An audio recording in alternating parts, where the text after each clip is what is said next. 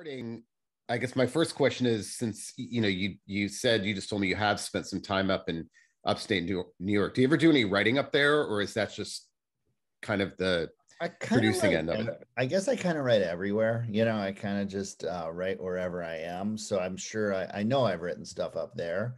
But more and more, especially as I get a little older, um, so much of it happens just in the 9 to 5, like the like sitting down at the desk and working, and I'm sitting at my desk right now. And um, I get, I keep pretty much like business hours, so to speak. I think like, one of the things that some years ago, uh, reading or learning about, Nick Cave putting on a suit and going to his office every day, it inspires me and really kind of something I relate to. I don't put on a suit, but um, I do think like it makes me, and I wonder like when I don't really come from an artistic family, and I wonder, I've kind of like self-analyzed myself recently, whether that is a way to make it feel like, I have a quote unquote real job to myself. Because I do believe being an artist is a real job, but like I wonder if there's some way of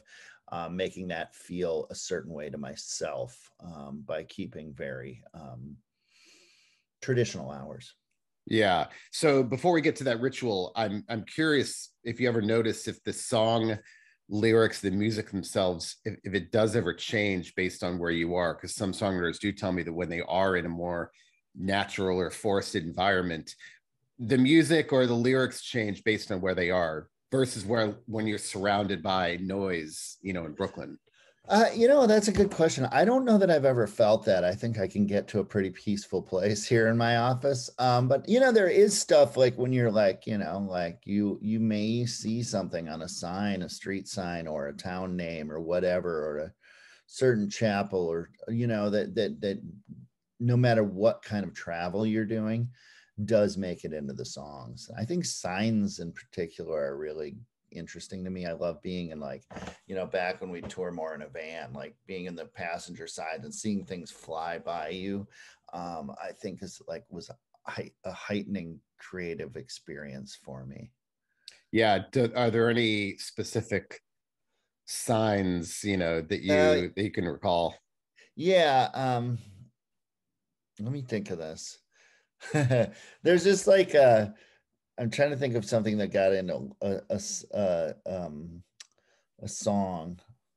Um, on the spot, I'm not sure I can think of it, but there's just like those, like even handwritten things. There's like I don't know if it ever made a song, but there was I remember being in Redding, California, and I was actually on a run. We talked about running before, but I ran by this kind of decrepit looking motel, and it had a bar attached. And in the bar window, in a handwritten sign, it said, "Where rumors become legends." And Nice. it was like, wow. I wanted to go in, but I didn't have any money on me. I was running. So I just had to take a look at the sign, but I think about that sign often. Yeah. So do you still write? I remember looking at our interview we did 10 Mm. years ago. You said you believed in writing in some form every day, even if it's not good. Do you still adhere to, sounds like you still adhere to that? Yeah, most days I'll just put something down, well, like like right now I'm in a like kind of a promo period, as the record's coming out. So sometimes it's like, we need this, we need you to write about this. And that might be the writing I do that day. But as long as I'm doing something each day, yeah. And then reading every day too. That's something, Jeff Tweedy wrote a book, and he talks a lot about creativity in that. And his views on it I really understood, like, and one of the things was taking things in. Yeah. So I kind of make appointments with myself to like make sure I'm taking things in. Like every year I during Lent, which is right now, I quit drinking because I'm a lapsed Catholic, but that part is still pretty active. Like it's got enough levity that I actually follow through, and I've been doing it for years and years. This one I've added. I'm reading Moby Dick, And I've never read Wow. it before. So that's amazing. By the way, yeah, have you read Yeah, Moby Dick? I Yeah, did. I had to read it for my PhD comprehensive exams. Yeah, yeah, yeah. it's amazing, and no one tells you how. I mean, no one told me how funny it is. Yeah. So I've really been enjoying that. But yeah, that's like taking things in. So maybe if you the next record's all about whaling, you'll know where it Well, came. well, no.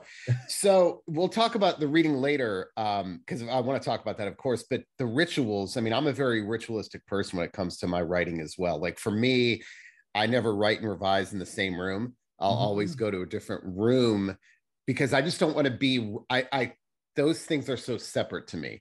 Yeah. And I want to make sure that they're separated because, when you start looking at something too often, it just loses it. Your eyes start to glaze over. So Yeah.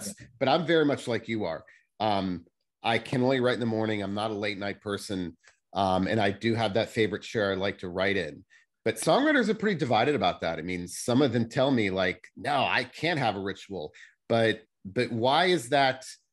Is it a confidence thing? I mean, why does it Well, make you so productive? again, as a raised Catholic, I think I have to have ritual. It has to, anything important has to have a ritual, Um, I definitely do the like writing quick kind of, and then editing, painstakingly editing. That's more, like getting something down on the page and then shaping it into something I like is a big part of the process. Ritual, I think as long as I do like the daily stuff, it falls into line, like I am like you. It needs to happen in the morning.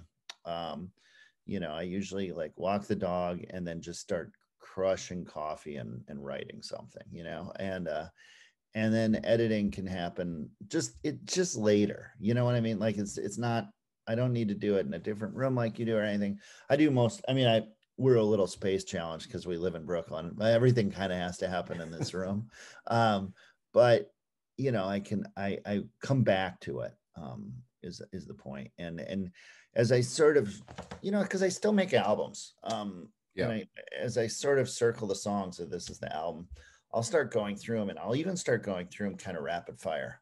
Like I'm gonna like play through this one song once and see if I want to change anything, but then I'm going to move on to the next song. And as the album, the recording draws closer, I'll start doing that kind of rapid fire thing. And then that process, you might end up changing one word.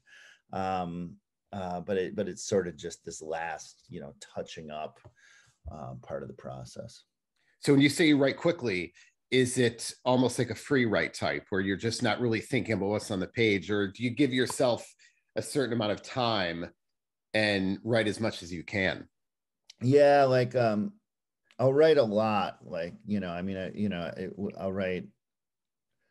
Try to get. I mean, four stanzas would be like the minimum, right? Yeah. So that's like 16 lines. That would be the minimum, but mainly more like 24 or 30.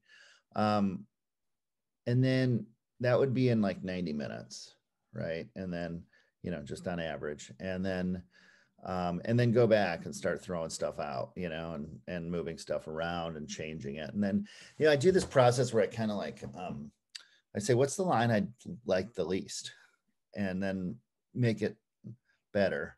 And then I say, now what's the line I like the least, and you keep moving those, you keep attacking the limping antelope of the herd, so to speak. And you keep making it better. And I may have said this when we talked before, but I had like a real creative sort of breakthrough. A friend of mine had worked on the Letterman show, and he talked about he's like, we have to write a show. The show's going on at 11 p.m. or whenever it comes on. We have to write a show, then we work on making it good. And so, I really think that's the truth. You got to write a song, and then you got to work on it till it's a good song. So do you is the distance intentional? Like for me, the worst time to revise is after I've written or revised. So do you intentionally say, okay, it's done, I'll set it aside and then come back to it? Absolutely. And, Yeah. there's no real set period, but I would say at least a week. Oh, really? Yeah. Yeah. Cause I'm always writing. So like, you don't have to, like, you know, you don't have to worry about editing unless something's coming up, you know, if you want to, you have an opportunity to play a new song, or you want to make a record, you know, then you have to start circling the wagons and editing. But it can go, you know, I can leave it alone for quite a while. And I think that helps. That that distance also helps me, like, if it's even something I want to pursue. Yeah. Because if I'm writing a lot, you know, you choose like, well, this one's speaking to me today, so let's work on it. And that was actually, you know, that was, speaking of which, that was the hardest thing about the pandemic, is that I wrote a ton, but somehow, with the absence of the rest of my normal life, I had a harder time judging whether I liked what I'd written or not. Hmm. You know, I was kind of like just making a pile, and not when I went back to it, it was more difficult for me to be like, this is better than this, etc.